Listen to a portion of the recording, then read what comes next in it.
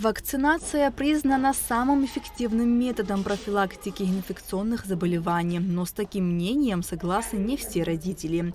В Сухумской городской детской поликлинике в этом году наблюдается снижение охвата вакцинации, что вызывает беспокойство у врачей. Все это они связывают с активной антивакцинальной пропагандой и распространением в социальных сетях ложной информации. Я хочу сказать немножко о другом. Вот обратиться к родителям и сказать, что мы вас понимаем, что это волнительно. Это, конечно, понятно по-человечески, но всегда надо переступить этот барьер волнения, потому что у нас тоже свои дети и свои внуки, мы тоже волнуемся, но иммунизируем их во имя сохранения жизни ребенка. Вот в реабилитационном центре я участвую в составе комиссии по приему детей на реабилитацию.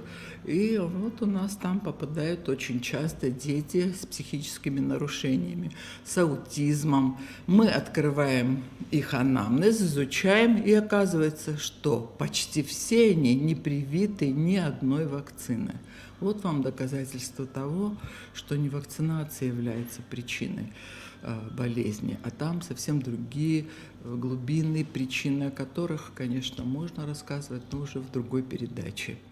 Всемирная неделя иммунизации в Абхазии проводится с 24 апреля. Каждый месяц врачи детской поликлиники прививают около 300 детей. Больше всего детей вакцинируют в городе Сухум. Такая тенденция наблюдалась и в прошлые годы. Это моя вторая дочь. Я делала и первому, и ей, естественно. Не против вакцинации, наоборот, только за. Каждый, наверное, индивидуально как-то относится. Я и с первым ребенком вообще даже на секунду не задумывалась, что не буду делать. Что с первым, что с ней, вообще не думаем. Приходим, делаем все как надо. Мы все-таки считаем, что вакцина – это обязательная процедура, что нам необходимо. То есть мы за все прививки мы как не игнорируем. У каждого родителя свое мнение на это, но вот у меня есть счет, что все равно прививки не просто так придуманы, то есть необходима вакцинация. Но это лично сугубо мое мнение. Все препараты для вакцинации хранятся в холодильниках при нужной температуре. Каждому родителю дается сертификат о профилактических прививках. Нужно отметить, что медикаменты европейского происхождения, невысокого уровня защиты. Никаких планов по выполнению процента вакцинации не существует. Никаких дополнительных стимуляций, например, медработников за то, что они выполнили ту или иную вакцину, сделали, тоже не существует. У нас только один критерий – сохранить здоровье ребенку. В первые месяцы жизни делается ротовакцина, она жидкая, оральная, в ротик ребенку капается. Она немножко кисловатая, и не то, что ребенок, даже взрослый может быть, конечно, покривиться. Так что пусть это не волнует родителей.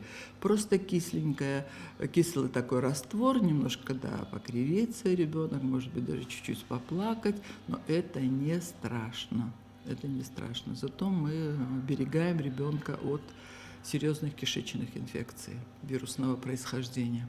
Вакцинация проходит по утвержденному календарю. Минздрав призывает родителей не поддаваться антивакцинальной пропаганде и прежде всего делать прививки от коклюша, столбняка, дифтерии, полиомиелита и гепатита Б. В возрасте от 1 года и 6 лет необходимо привить ребенка от кори, краснухи и паротита. Нала Чхинджирия, Ильдар Дамиров, Резван Биквава, Абхазское телевидение.